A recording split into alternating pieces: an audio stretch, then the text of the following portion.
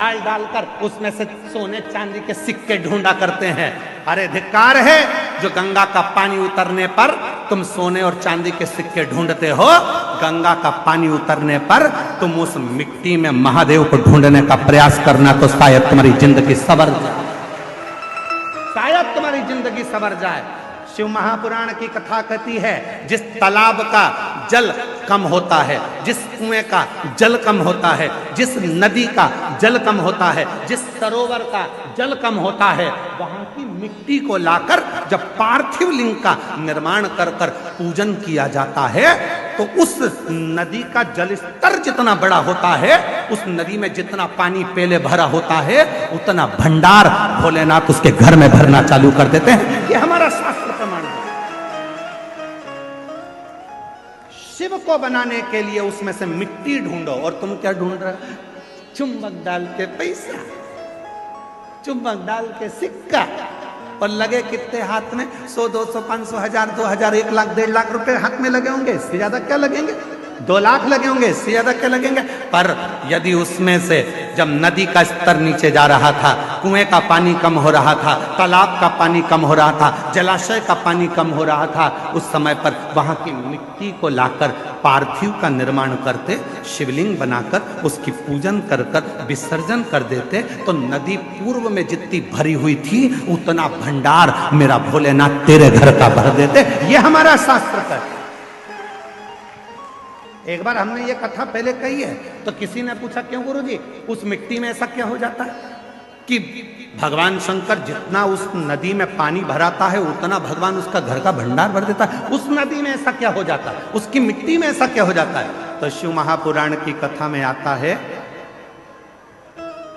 कृष्णेश्वर महादेव की कथा। 12 ज्योतिर्लिंग में से 12वां ज्योतिर्लिंग सुधर्म नाम के ब्राह्मण की 2 धर्म पत्नी थी, घूष्मा और सुदेहा।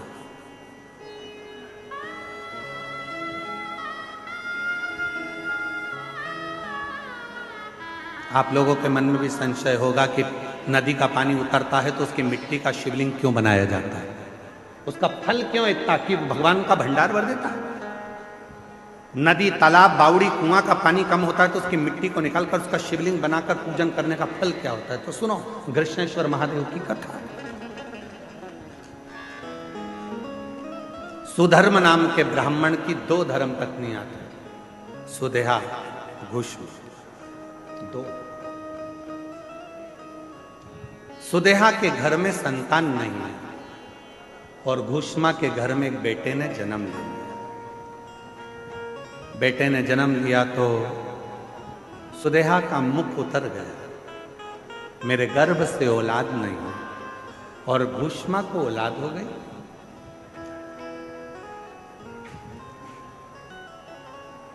सुधर्म ने अपनी पत्नी घूष्मा से कहा कि तेरे गर्भ से यदि एक बच्चा हो सकता है तो तेरे गर्भ से और भी बच्चे जन्म ले सकते हैं।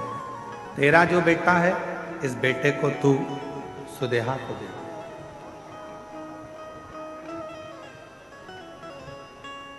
इस बेटे को तू सुदेहा को दे दे। सुदेहा को? हाँ,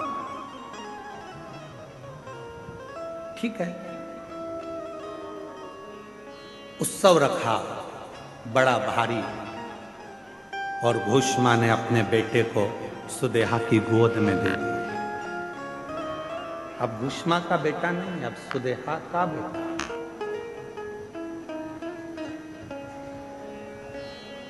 सुदेहा का बेटा। धीरे धीरे बच्चे को पाल पोस कर सुदेहा ने बड़ा किया। वो बच्चा जब बड़ा हो गया, उसका विवाह हो गया, बहू घर में आ गई।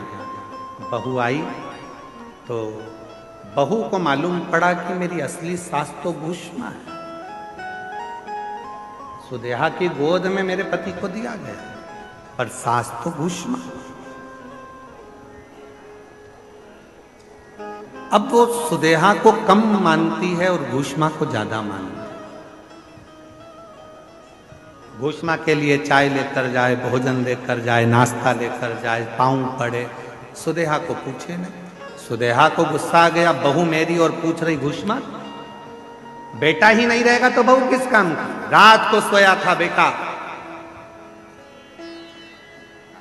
बहू गई थी मायके और बेटा सोया था, तभी सुदेहा ने अपने बेटे के तलवार से काट काट के टुकड़े कर दिए, कपड़े में बांध लिए, सिर पे पोटली रखी, तालाब में फेंक, तालाब में फेंक, एक बावड़ी में, एक तालाब में।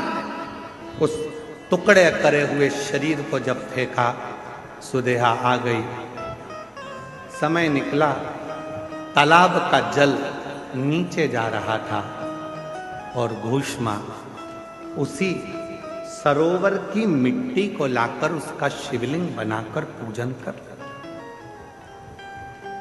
कर कर मिट्टी के शिवलिंग को, पार्थिव शिवलिंग को सिर पे रखकर चली और तालाब में विसर्जन करने चली।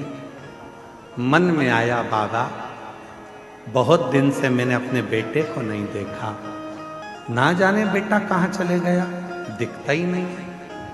बस वो पार्थिव शिवलिंग तालाब में गया, थोड़े से पानी में, जो पानी का स्तर गिर रहा था, टुकड़े टुकड़े हुए हुए बेटा कई दिन पहले मरा था, वही बेटा तैरता हुआ बाहर निकल कर आ गया।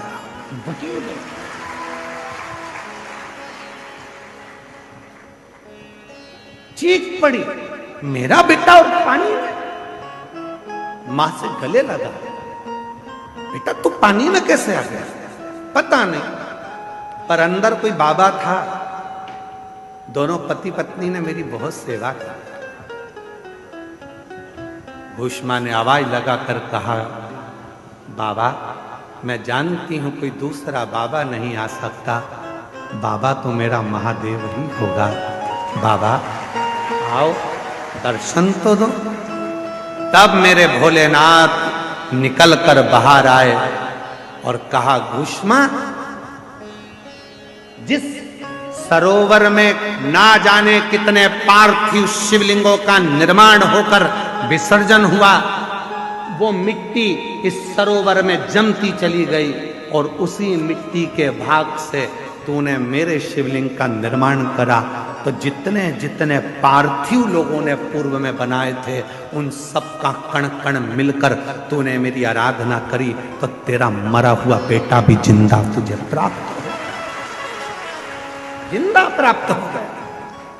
बाबा मेरा मन है कि आप इस भूमि पर निवास करो। शिव जी ने कहा, तथास्तु,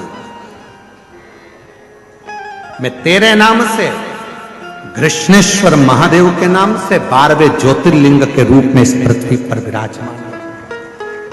12वां ज्योतिर्लिंग का जो पूजन होता है, कृष्णेश्वर महादेव का जो पूजन होता है, कृष्णेश्वर महादेव की जो आराधना होती है, वो दुनिया के लोग जिस दिन समझ गए, यहाँ जल का स्तर नदी का गिरा, गंगा जी थोड़ी खाली हुई, तुम चुंबक लेकर पहुंच गए, पैसा ढूंढने पहुंच गए, सोना ढूंढने पहुंच गए, चांदी ढूंढने पहुंच गए, नदी तालाब बावड़ी का स्तर गिरा, तुमने उसका पानी में सोना चांदी ढूंढा नहीं। जैसे ही नदी तालाब बावड़ी का पानी नीचे आए, उसकी मिट्टी को लाकर एक बार पार्थिव शिवलिंग का पूजन करो और आराधना करो। जैसे तेरी नदी का जल बढ़ता है, खूब बढ़ता है, ऐसे मेरे घर में भंडार भरना, सौभाग्य बढ़ना, संतान बढ़ना, वैभव बढ़ाना, तू कृपा करना। जैसे कृष्णेश्वर पर, घूष्मा पर तूने करुणा करी, वैसे मुझ पर कृपा करना। वो करेगा।